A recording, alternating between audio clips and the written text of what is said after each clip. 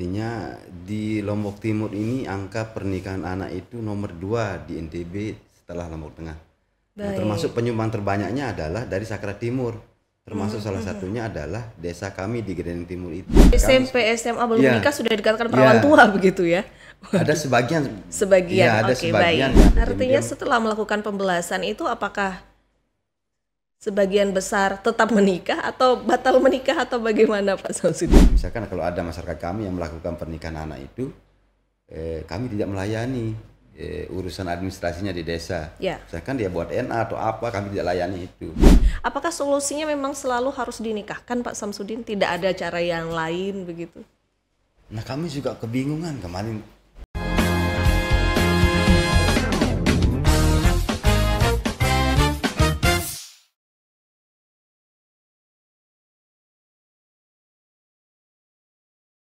Halo Semeton Insight, apa kabar semuanya? Semoga selalu dalam keadaan sehat dan baik-baik saja. Kali ini kami hadir kembali untuk memperbincangkan topik-topik yang menarik dan seperti yang Semeton Insight ketahui bahwasanya kasus perkawinan anak di NTB terbilang tinggi, bahkan angkanya 2 kali lipat dari rata-rata nasional.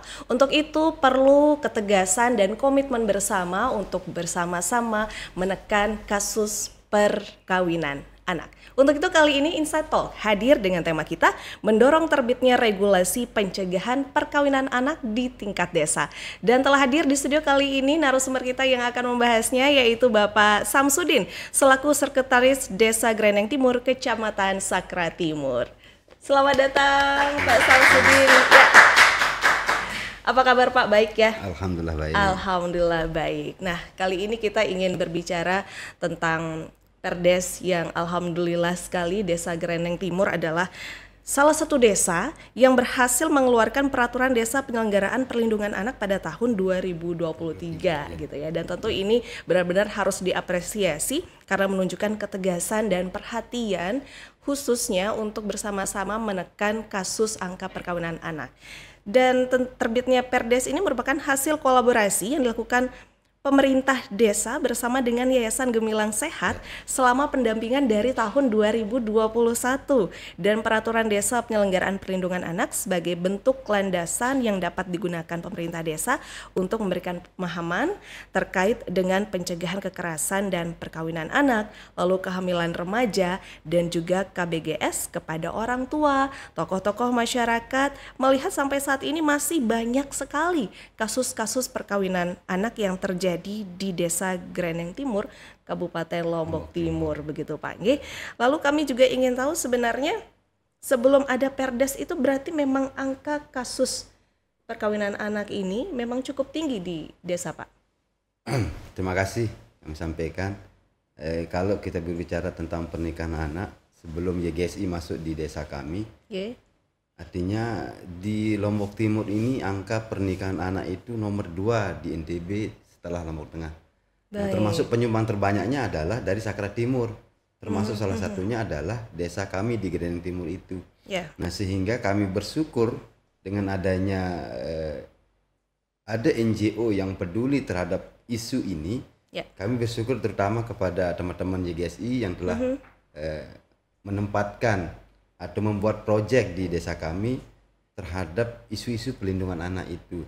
Karena kami lihat masih banyak sekali di masyarakat kami yang masih melakukan yang namanya pernikahan anak itu.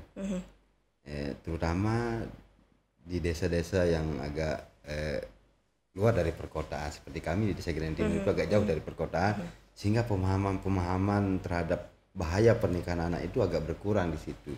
Termasuk juga disebabkan dari pendidikan dari orang tuanya yang masih rendah. Sehingga tidak mengetahui bahaya dari pernikahan anak itu.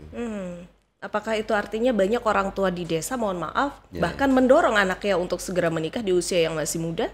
Kalau kami lihat ada sebagian, ada beberapa yang masyarakat kami yang begitu mendukung anaknya menikah, walaupun anaknya menikah di masih di bawah usianya.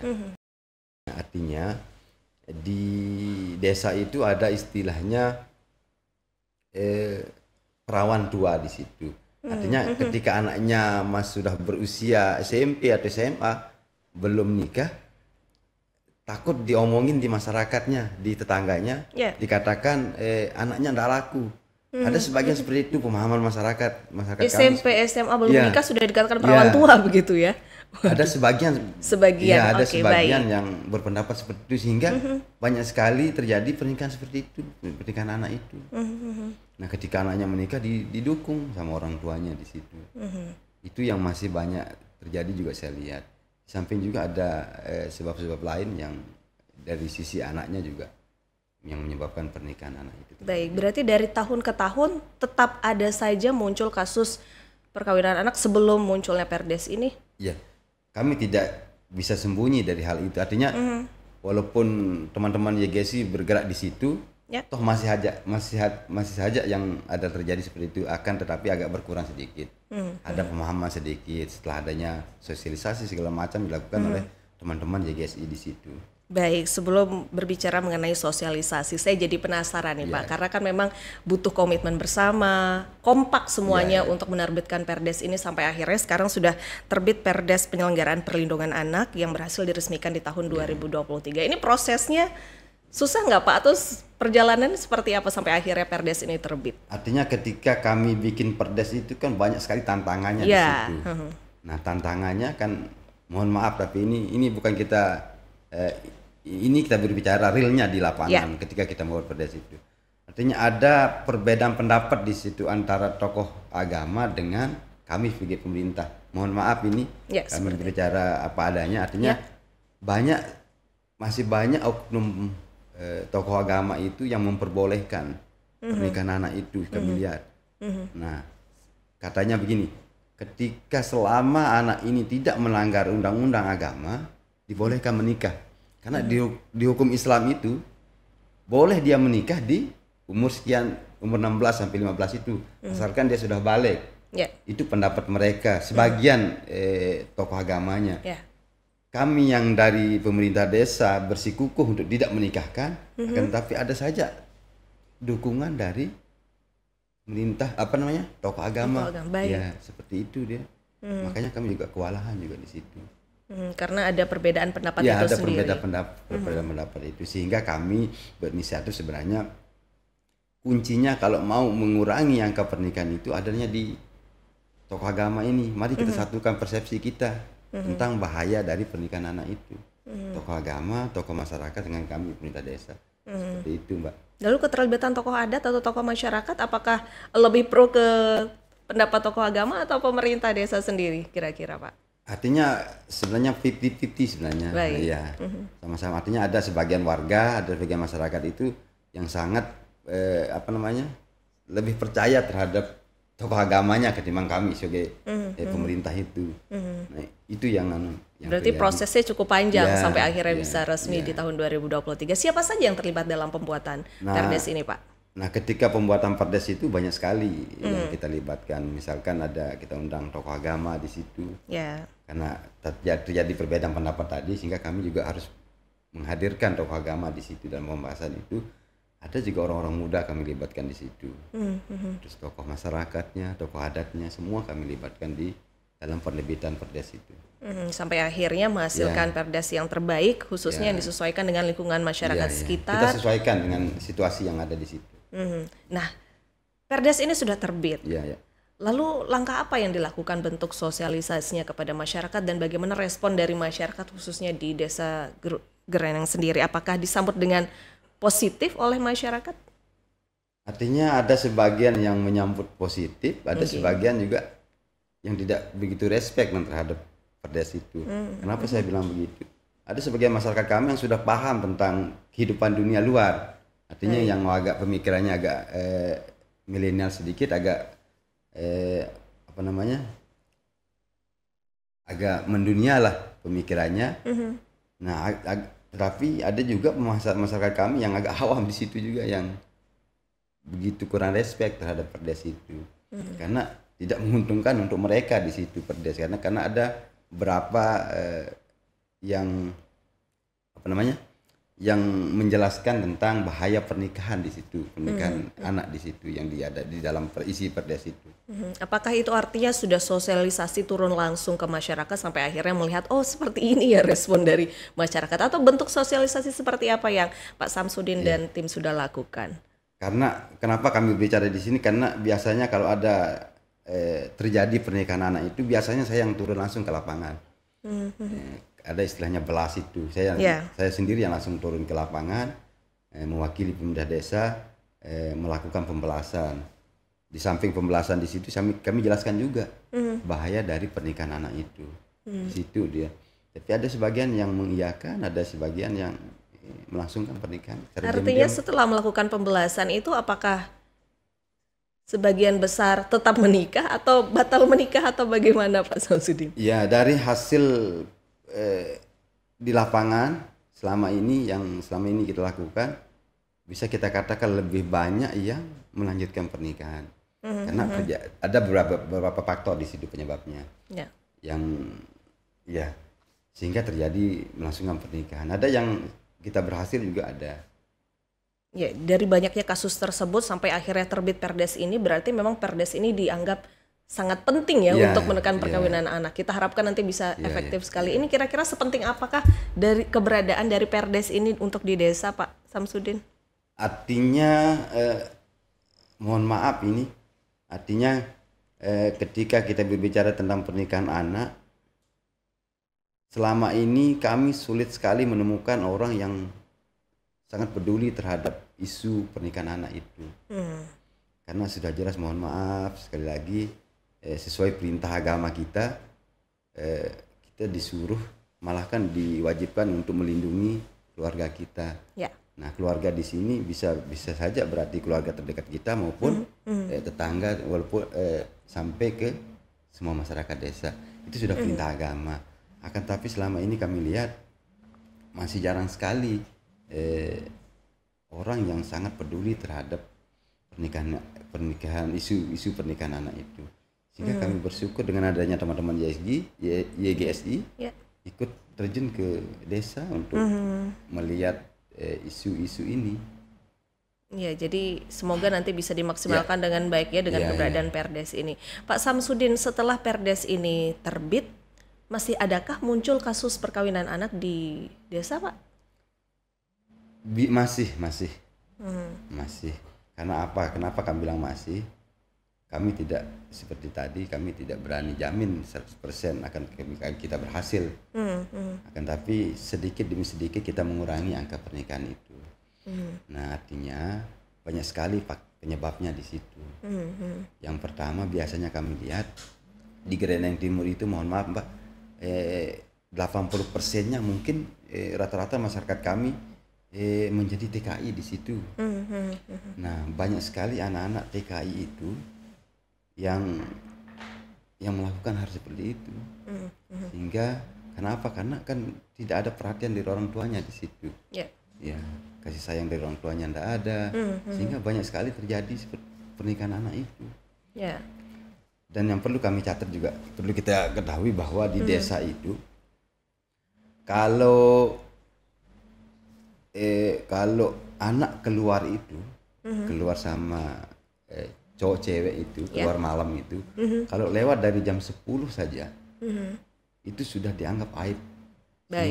Sehingga masyarakat kami mau tidak mau harus melakukan pernikahan anaknya.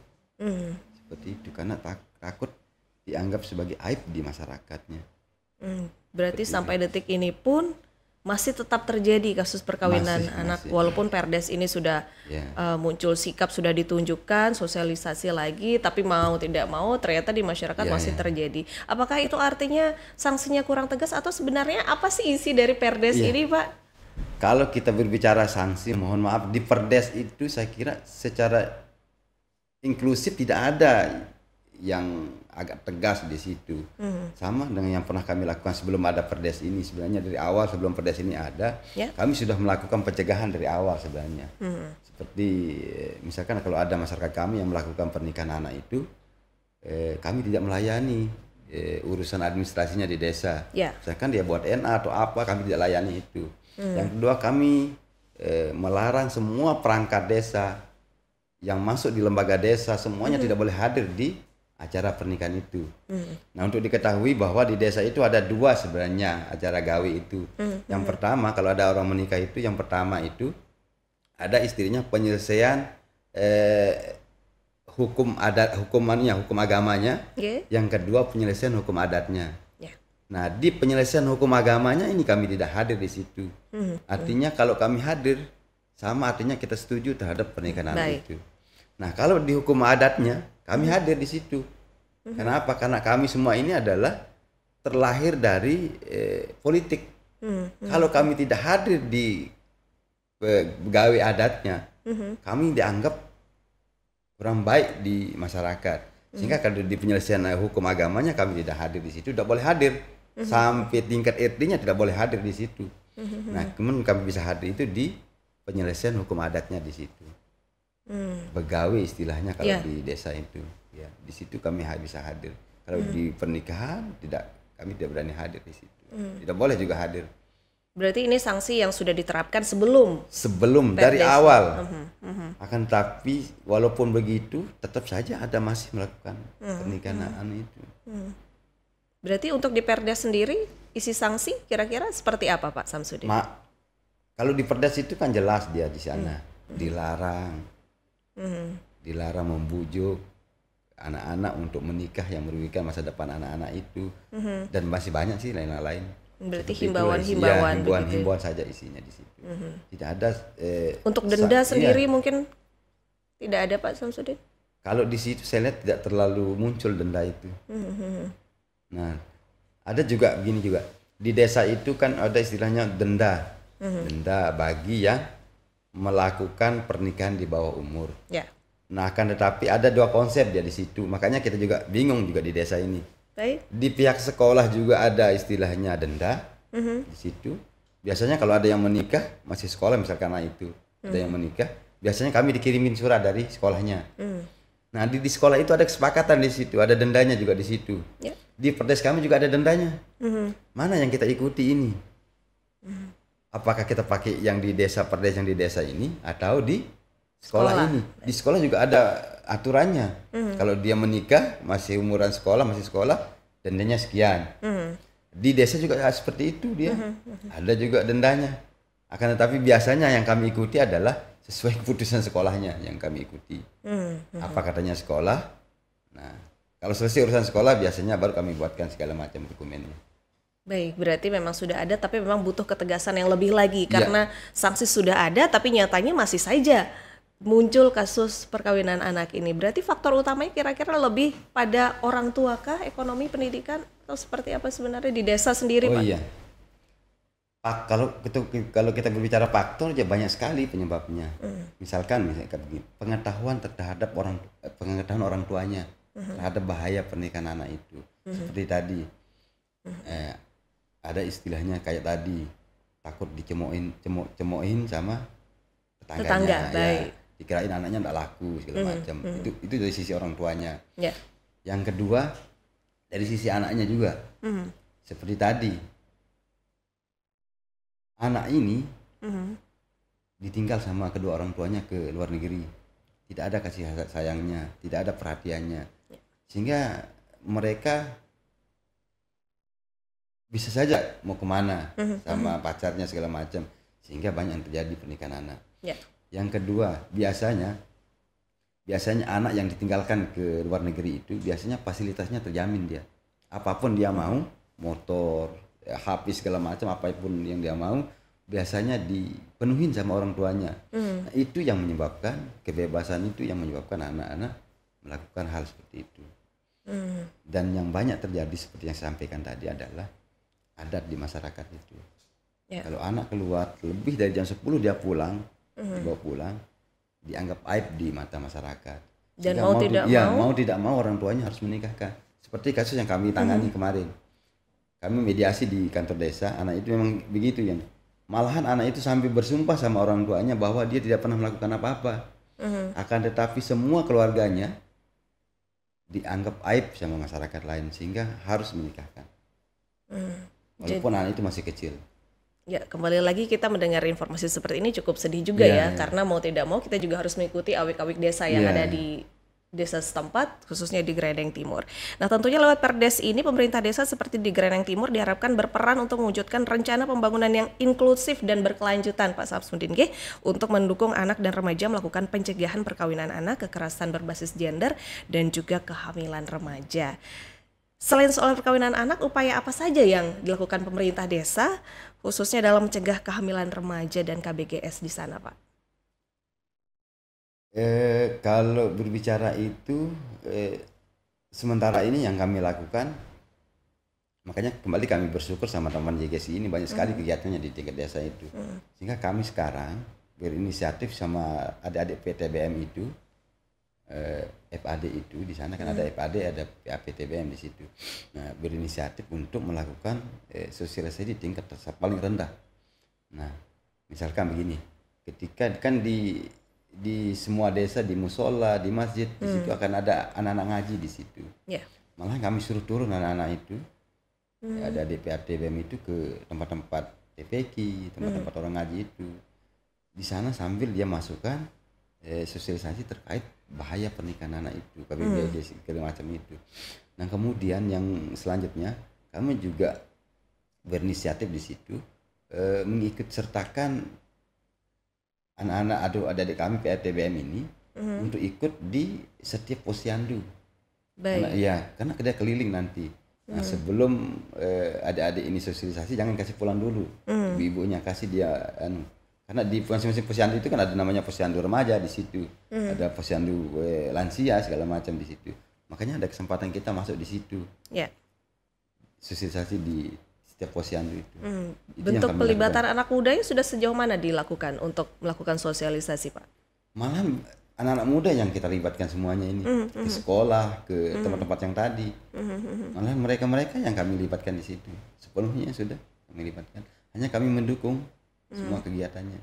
Komitmen apa yang pemerintah desa lakukan untuk yuk kita sama-sama khususnya melibatkan anak-anak muda dan keterlibatannya dimaksimalkan dengan masing-masing porsinya? Nah, artinya begini, ketika kami sudah melakukan hal-hal seperti tadi, tidak melayani administrasi segala macam, artinya masih saja ada masyarakat kami yang melakukan pernikahan. Sehingga kami bersinergi seperti tadi. Mungkin tidak bisa selesai dengan cara itu, mungkin dengan pendekatan seperti tadi. Artinya mungkin kalau seumuran mungkin dia bisa enak ngomong lah. Artinya makanya kami libatkan sepenuhnya dengan satu catatan, kami mendukung sepenuhnya. Apapun yang dibutuhkan oleh adik-adik ini kami dukung. Artinya ketika dia butuh dana misalkan, kami support dana juga dari kami dari desa. Itu dia. Itu artinya sudah ada anggaran dana desa untuk mensupport kegiatan dari anak-anak muda dari tahun dulu sudah. Dari sejak masuk YSG sudah kami support dia dana. Setiap ada kegiatan yang mengarah ke situ kami support sudah. Baik, berarti di sini anak-anak muda di Desa Greneng Timur sudah dimaksimalkan pelibatannya untuk menekan kasus ini begitu ya. Oke, baik. Pak Samsudin, berdasarkan laporan yang kami terima, situasi pernikahan anak di Desa Greneng Timur merupakan isu yang memerlukan perhatian serius dari berbagai pihak. Meskipun ada regulasi yang ditetapkan untuk menanggulangi masalah ini, tantangan budaya dan sosial seperti yang Pak Samsudin sampaikan tadi masih menjadi hambatan besar. Upaya kolaboratif antara pemerintah, masyarakat, dan lembaga terkait sangat penting untuk mengatasi masalah ini secara efektif dan berkelanjutan. Bisa digambarkan tidak, Pak, tantangan budaya dan sosial yang dimaksud sebagai hambatan itu dengan lebih detail lagi? Seperti yang saya sampaikan tadi sebenarnya, kalau kita bicara hambatan di situ seperti tadi, perbedaan pendapat seperti tokoh agama sama kami pemerintah desa, itu termasuk hambatan itu. Hambatan yang sangat penting kami satukan itu. Yang kedua, kayak tadi ada budaya. Takut dikirain anaknya tidak laku tadi, pemahaman orang tuanya. Yang kedua, bagaimana perhatian terhadap anak ini, karena biasanya seperti saya sampaikan di Greneng Timur itu masih rata-rata penduduknya TKI semua di situ, anak-anaknya kurang perhatian. Nah, itu yang membuat sehingga banyaknya terjadi pernikahan anak itu. Sehingga kami berinisiatif bagaimana memperhatikan anak-anak ini. Dengan cara apa? Kami bikinkan program.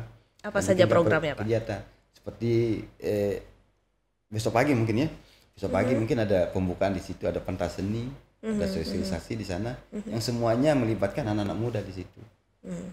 Besok pagi pembukaannya. Baik, berarti sudah ada program yang sudah disiapkan untuk mewadahi anak-anak yang ada di Desa Greneng Timur begitu ya.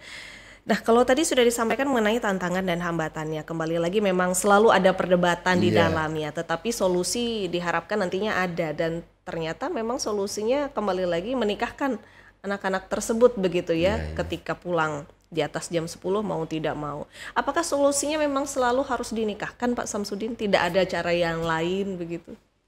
Nah, kami juga kebingungan kemarin, karena ada kasus kemarin yang kami tangani juga, mediasi di kantor desa itu.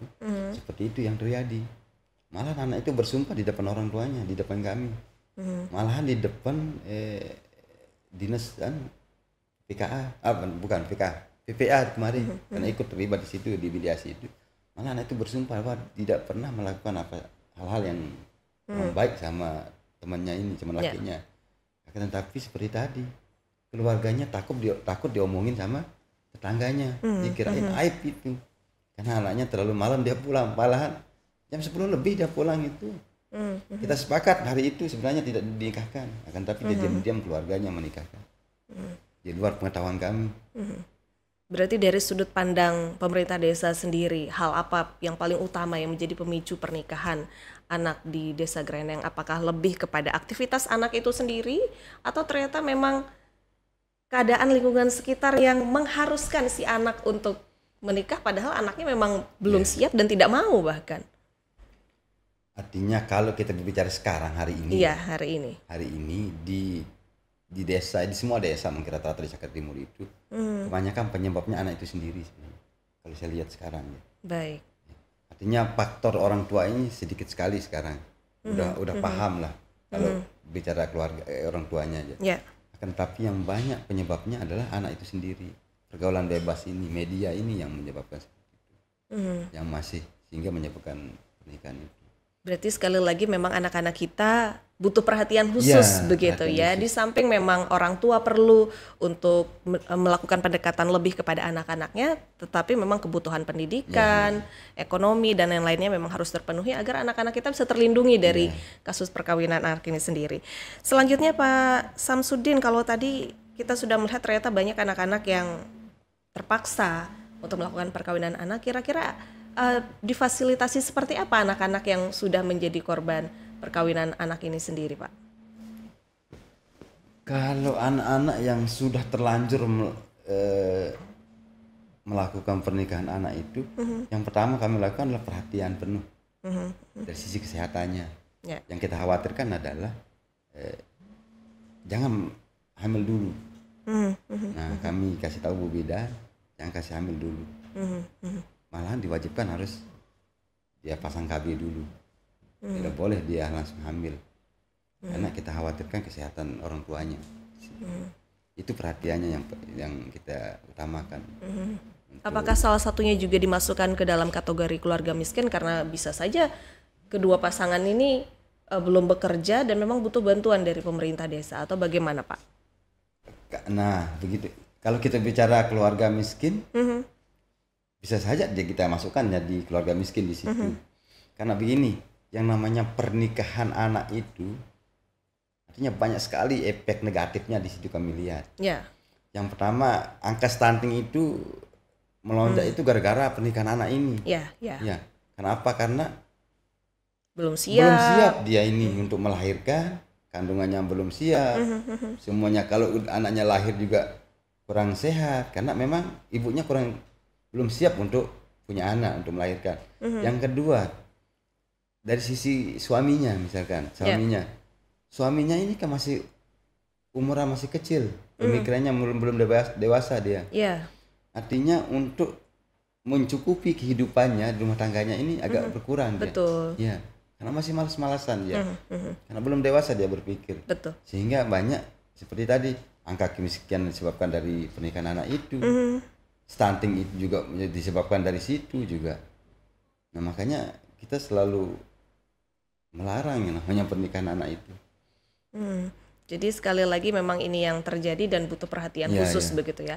Pak Samsudin, tadi disebutkan bahwa ternyata banyak masyarakat di Greneng Timur yang terpaksa harus bekerja sebagai TKI begitu ya, meninggalkan anak-anaknya sampai akhirnya kehilangan kasih sayang, butuh kasih sayang, sampai akhirnya terpaksa untuk menikah lebih awal atau perkawinan anak ini sendiri. Ketika nanti si anak yang sudah menikah ini, perkawinan anak ini lalu punya anak, tidak mampu mengurusnya, biasanya kan kita menitipkan ke orang tua ya. Ternyata orang tua kita juga sedang bekerja di luar negeri. Ini kira-kira bagaimana keberadaan si anak itu sendiri di Desa Greneng? Apakah banyak anak-anak yang sudah stunting, tidak ada yang merawat, kurang kasih sayang, tuh bagaimana? Nah kalau kami lihat di situ, biasanya dititipkan sama neneknya di situ. Nenek, baik. Itu yang menyebabkan stunting tadi. Di Greneng Timur juga masuk dia. Angka stuntingnya tinggi di situ, disebabkan kayak tadi. Biasanya kalau ditinggalkan sama orang tuanya ke luar negeri kan biasanya itu sama neneknya. Neneknya sudah sepuh, dia sudah tua, sudah tidak bisa memelihara merawat anaknya, cucunya. Itu yang menyebabkan dia stunting, kurang perhatian, kurang dikasih gizi, pemenuhan gizi, pertumbuhan angka tumbuh kembang anak kurang di situ. Karena kakek neneknya sudah tua dia. Baik, jadi ada masalah, menimbulkan masalah lagi gitu. Yang awalnya ternyata banyak masyarakat yang di desa khususnya mendorong anaknya cepat menikah agar orang tuanya terlepas beban begitu ya, tapi ternyata menambah beban baru lagi. Pak Samsudin, kita kembali mengenai sanksi itu tadi. Memang butuh ketegasan untuk kita sama-sama menekan kasus perkawinan anak ini. Sanksi sosial yang dilakukan di desa untuk menekan ini, apakah memang sudah cukup tegas atau ternyata masyarakat cukup abai atau biasa saja dengan sanksi yang sudah diberikan? Apa yang dilakukan oleh pemerintah desa dan masyarakat sekitar untuk sanksi ini? Artinya ketika kita berikan sanksi kayak tadi, sanksi sosial misalnya, kami tidak hadir di situ, memang menjadi bahan omongan di situ di masyarakat. Kok dia ngadakan acara tidak dihadiri sama pemerintah desa? Termasuk tokoh-tokoh kami, ada RT di situ dan tidak hadir di situ. Memang menjadi omongan sanksi sosial bagi pelakunya. Akan tetapi seperti tadi, ada saja yang mendukung, misalkan yang hadir di situ ada tokoh agamanya di situ, yang melangsungkan pernikahan itu.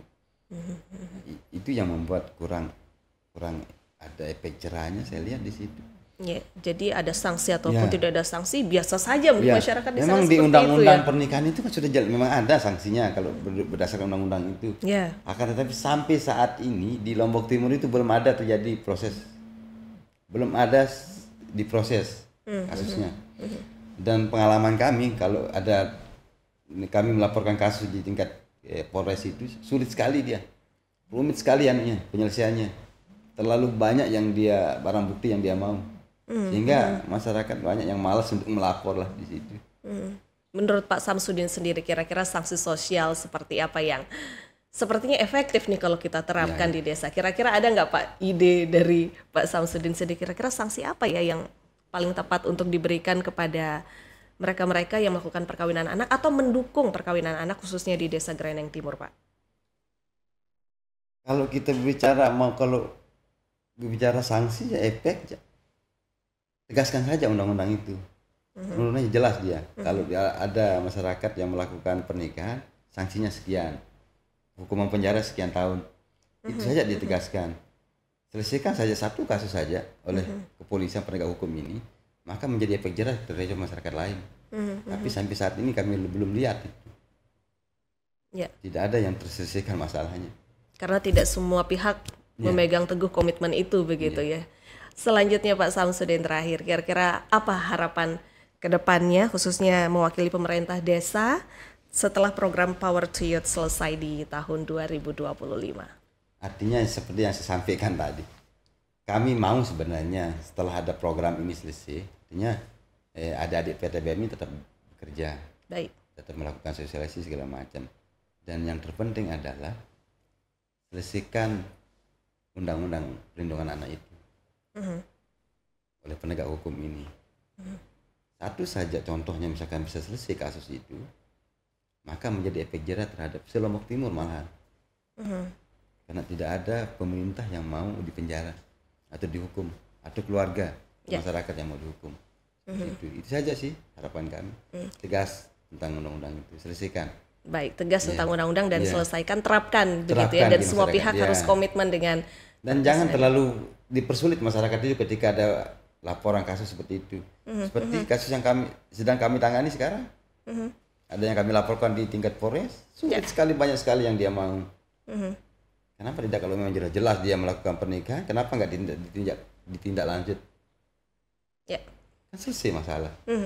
Ya. Mungkin sedikit lagi harapan terakhir mungkin Pak Samsudin ke depannya terkait pencegahan kasus perkawinan anak yang memang butuh perhatian bersama, tidak hanya dari pemerintah. Silakan harapan ke depannya. Nah, kalau kita mau mengentaskan atau kalau kita bilang menghilangkan mungkin tidak bisa mungkin. Baik. Ya. Atau mengurangi lah, kalau kita mau mengurangi pernikahan anak itu, kenapa tidak di pemerintah, dari pemerintah pusat sampai pemerintah daerah itu punya kebijakan. Misalkan kayak yang lain, sekian persen anggaran dari dana desa itu untuk ini. Kayak sekarang 20% untuk ketahanan pangan misalkan. BLT sekian persen, kenapa tidak? Kalau memang kita mau tegas sebagai pemerintah dari pusat maupun dari daerah, kenapa tidak pakai itu? Sekian persen untuk penanganan pernikahan anak. Kenapa tidak pakai sekian persennya? Kenapa yang seperti itulah? Berarti harapan ke depannya ada anggaran khusus begitu ya? Anggaran khusus. Dan kami juga tidak kewalahan dengan terkait anggaran terhadap anak kegiatan-kegiatan seperti itu. Baik. Semoga nanti ke depannya terus maksimal kerjasamanya dengan berbagai pihak untuk bersama-sama menekan begitu ya angka kasus perkawinan anak khususnya yang ada di Desa Greneng Timur. Sekali lagi terima kasih Pak Samsudin, waktunya hari ini sudah banyak berbagi kepada kita semua. Boleh kita berikan semangat untuk Pak Samsudin. Luar biasa, semua tahun Insight kita sudah berbincang bersama-sama mengenai munculnya peraturan yang memang harus kita hargai bersama dan patut diapresiasi. Perdes yang lahir diresmikan muncul di tahun 2023 lalu, yang kita harapkan nanti juga bisa membantu menekan pencegahan kasus perkawinan anak. Dan untuk semeton, kita jaga, lindungi kerabat, anak-anak kita, saudara-saudara kita untuk bersama-sama mengedukasi dan mensosialisasikan, jangan merarik kode ya. Saya Kristiana Dewi pamit undur diri, jangan lupa like, komen, dan subscribe media sosial kamu, khususnya ketik langsung Insight Lombok. Sampai jumpa.